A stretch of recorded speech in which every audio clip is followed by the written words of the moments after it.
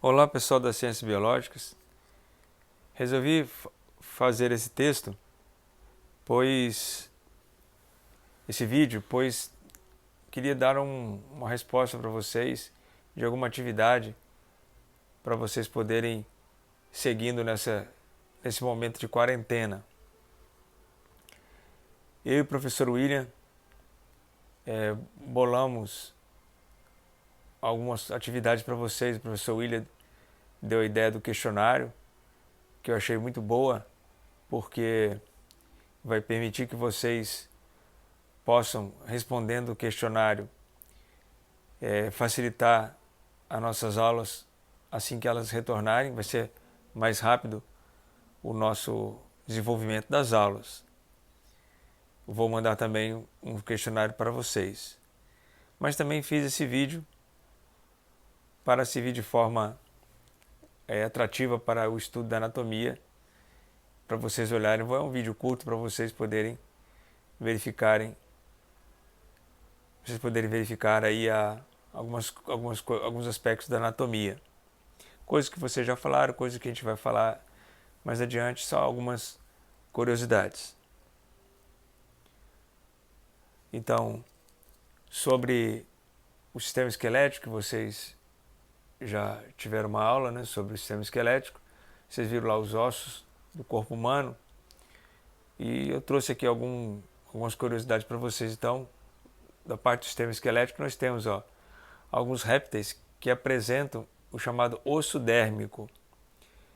Esse tecido se desenvolvendo na derme, que funciona como uma carapaça protetora. A gente pode ver isso nos crocodilos, jacarés, nas tartarugas, cágados, jabutis, a presença dessa estrutura funcionando como uma carapaça, uma estrutura protetora. É o osso dérmico. Ainda na parte do sistema esquelético, como curiosidade, a gente pode citar essa aqui, ó. Todos os mamíferos possuem 7 vértebras cervicais. Isso é uma característica de mamífero. Não importando se é uma girafa, que tem um pescoço muito longo, nós, um pescoço intermediário, ou o golfinho, por exemplo, que nem apresenta um verdadeiro pescoço, né? Então, essa característica de possuir 7 vértebras cervicais é uma característica de mamíferos. Outra curiosidade bacana sobre o sistema esquelético: a presença de cavidades de ar nos ossos das aves. Então vocês viram lá ossos pneumáticos, no caso dos humanos, nos seios da face. Então ossos pneumáticos formando os seios da face. Nas aves, essa formação dessas cavidades de ar estão presentes em vários ossos, o que faz com que o peso das aves seja diminuído pela presença dessas cavidades de ar, o que facilita o voo dessas aves. Então, a presença de ossos pneumáticos nas aves. Do sistema esquelético mais relacionado com a audição, vocês não viram os ossículos do ouvido, né, na aula de sistema esquelético, mas só para vocês saberem, quando vocês estiverem lá na evolução, vocês vão ver que o martelo, bigorna e estribo, os 3 ossículos do ouvido, eles derivaram de ossos, primariamente faziam parte da mandíbula dos animais. E eles alcançaram nos mamíferos a sua mais perfeita harmonia para captar os sons. Em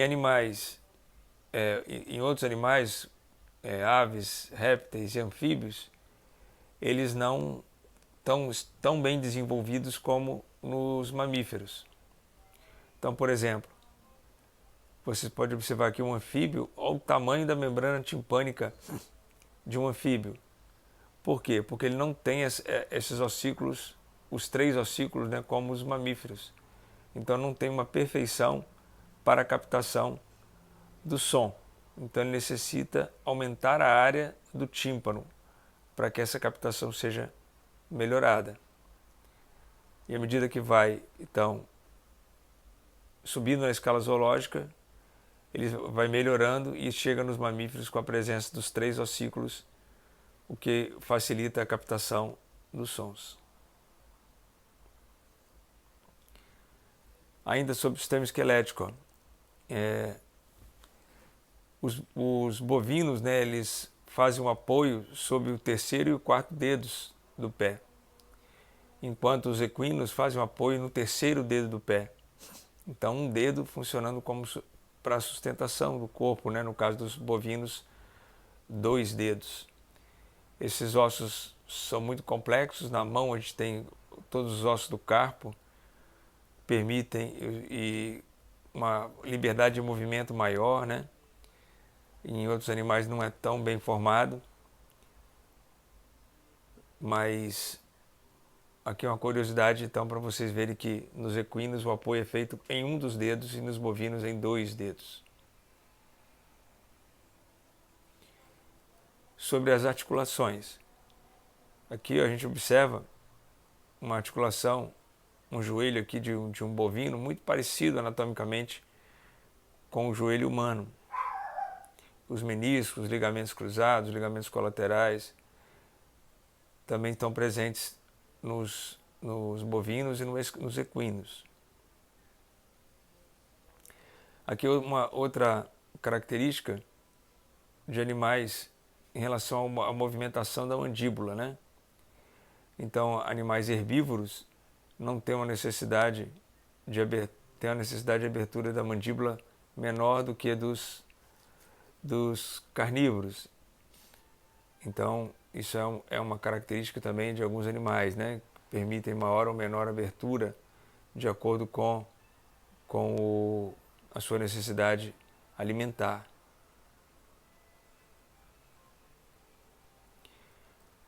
Sobre o sistema muscular, aqui a gente pode citar, por exemplo, uma modificação de um músculo formando um órgão elétrico, né? Os peixes elétricos, o poraquê ou a raia dos rios amazônicos, né? Esses animais eles têm esse órgão de defesa e também é utilizado para imobilizar presas para caça. São, na verdade, estruturas musculares que se modificaram e originaram esses órgãos elétricos. Sistema nervoso. Aqui uma curiosidade. Por exemplo, aqui a ave, ela apresenta um lobo óptico, nós vamos estudar isso mais adiante, muito desenvolvido, né? A parte do nosso sistema nervoso central envolvida com a visão é o lobo occipital, bem posterior aqui próximo ao cerebelo. Nas aves, esse lobo óptico é muito desenvolvido, além disso o cerebelo também ocupa um volume muito grande, porque é responsável pelo equilíbrio. As aves então precisam de ter boa visão e o voo também, né, precisa que tenha um cerebelo bem desenvolvido. Vamos um pouquinho adiante aqui, que ficou fora da ordem.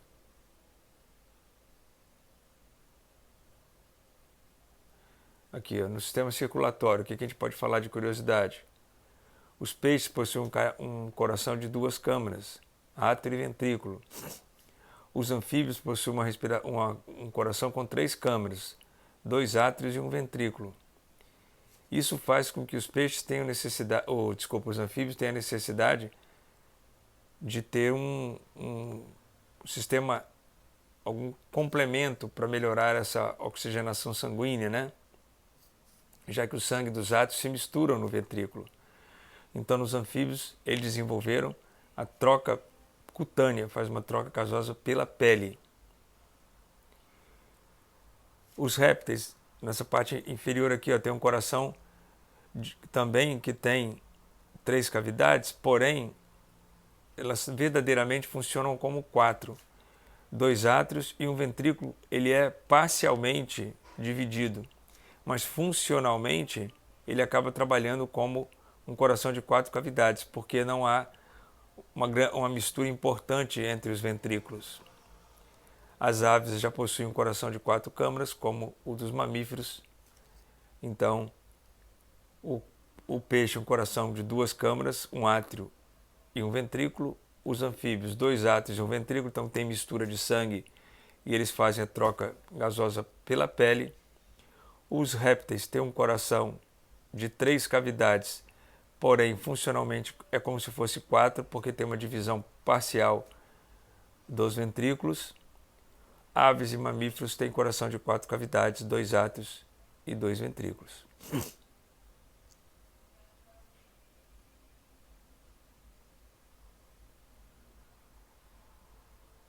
Voltando agora um pouquinho mais aqui, ó, de sistema respiratório, o que a gente pode falar aí de curiosidade?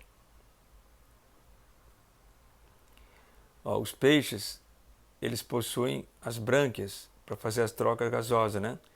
Então a água entra pela boca em direção à faringe e sai pelas aberturas laterais, que são as brânquias. A posição da boca dos peixes cartilaginosos, a boca ventral, faz com que haja uma dificuldade dessa entrada da água em direção às brânquias, fazendo com que eles tenham que se movimentar num tempo muito mais longo do que os peixes ósseos, que têm a boca mais na região anterior.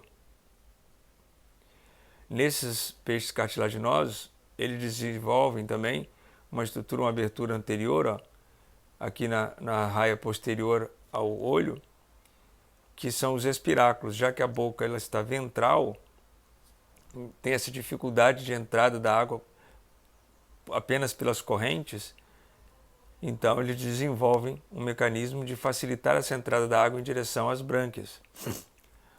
Os tubarões, a boca e o espiráculo estão mais, a boca ventral e o espiráculo mais anterior, e no caso das arraias, como a boca é inferior, bem ventral mesmo, o espiráculo é de uma área maior para permitir essa circulação da água em direção às brânquias. Ainda com o sistema respiratório, existe nos peixes cartilaginosos a bexiga natatória, que é um órgão de flutuação, e ela mantém uma abertura, uma comunicação com a faringe, que é um órgão então relacionado tanto com o sistema respiratório quanto o sistema digestório. E o diafragma, que é o principal músculo da respiração nos mamíferos, ele está ausente nos anfíbios, répteis e aves. Então, o movimento respiratório nos mamíferos é principalmente dado pelo músculo diafragma. E nos anfíbios é o movimento de engolir o ar.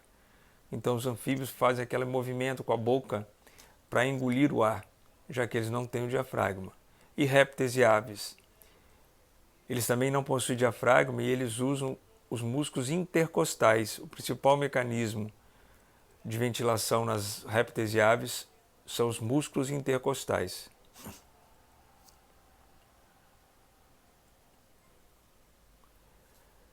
Aqui outra curiosidade em relação às aves. Os pulmões das aves, eles se apresentam algumas projeções chamadas sacos aéreos. O que são os sacos aéreos? A ave consegue acumular uma quantidade de ar ao nível do mar que tem uma quantidade de oxigênio maior. Quando ela está voando, às altitudes mais elevadas, onde tem uma menor quantidade de oxigênio, ela tem essa reserva de ar mais oxigenado para ser utilizada na hematose, né? Então ela consegue voar em altitudes com baixa concentração de oxigênio, porque ela acumulou um oxigênio de altitudes menores. Então, frequentemente, ela precisa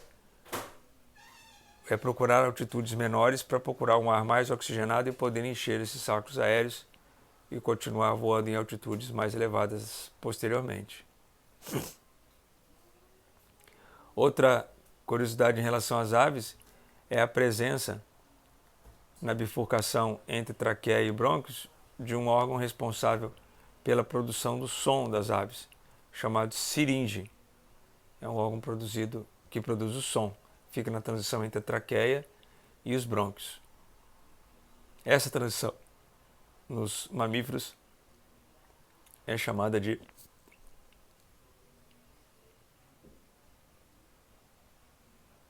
carina, é chamada de carina. Desculpa aqui que eu me enrolei com o vídeo.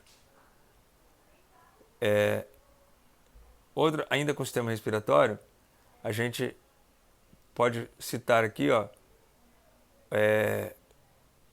o osso hioide. Repare, o osso hioide é um osso presente nos mamíferos, é um osso responsável pela fixação da musculatura que vai permitir a fonação, né, a palavra, né, e servir de estrutura também para a laringe, né. Esse osso hioide nos bugios, que são os macacos da Amazônia lá, eles é um osso que apresenta-se oco, perfurado, oco. Isso faz com que o grito do bugio seja um dos mais altos da selva amazônica. O grito dele consegue ser ouvido a uma distância muito grande, porque ele consegue jogar um ar dentro desse osso hioide e produzindo um som muito característico dessa espécie de macaco.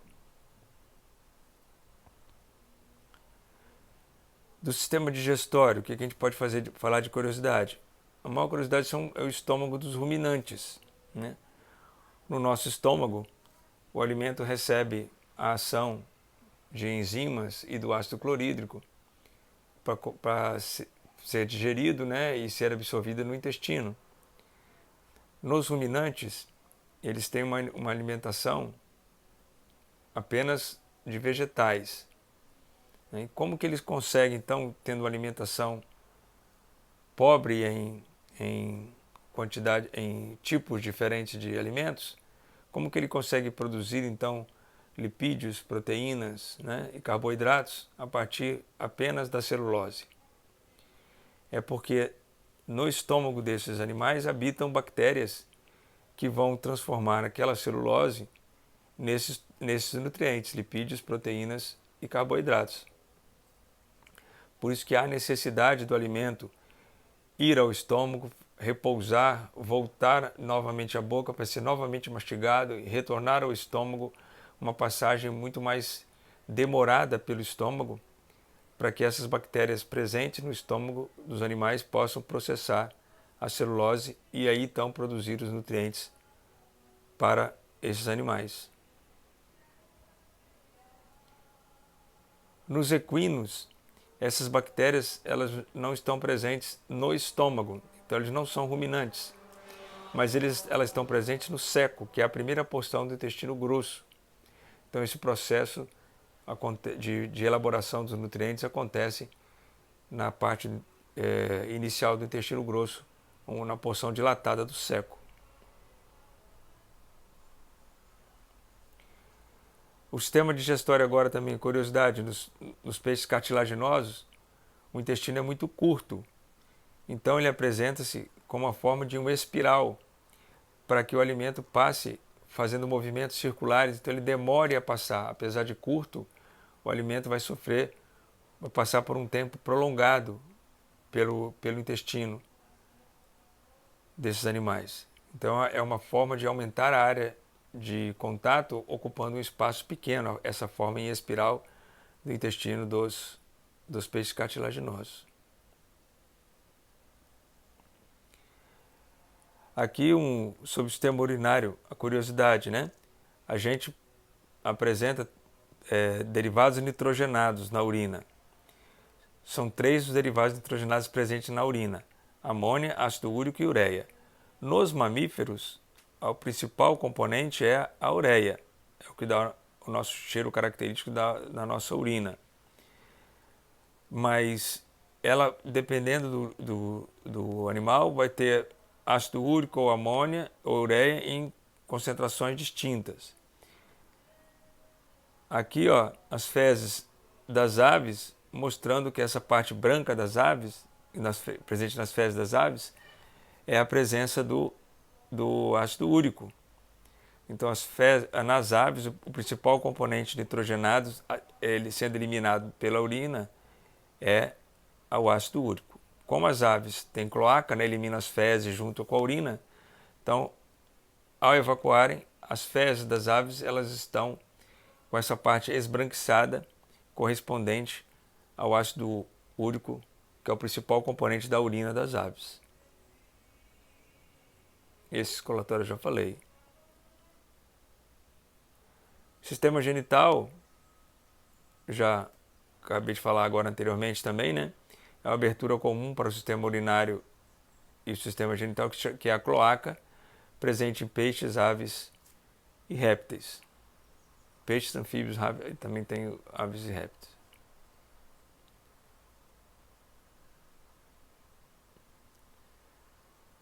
Do sistema genital, aqui a gente pode citar a presença do oviduto nas aves, né? Característica de aves e de répteis, né? A presença da formação de ovos, né?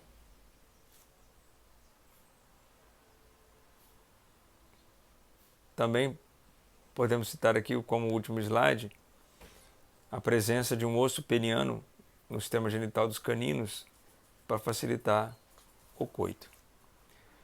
Então não quis assim falar detalhe de nada, apenas citei para vocês aqui algumas curiosidades para vocês tentarem encaixar a anatomia humana depois com a anatomia dos outros vertebrados e vocês poderem então se interessarem depois e procurarem mais detalhes sobre isso que nós falamos aqui, apenas para aguçar a curiosidade de vocês.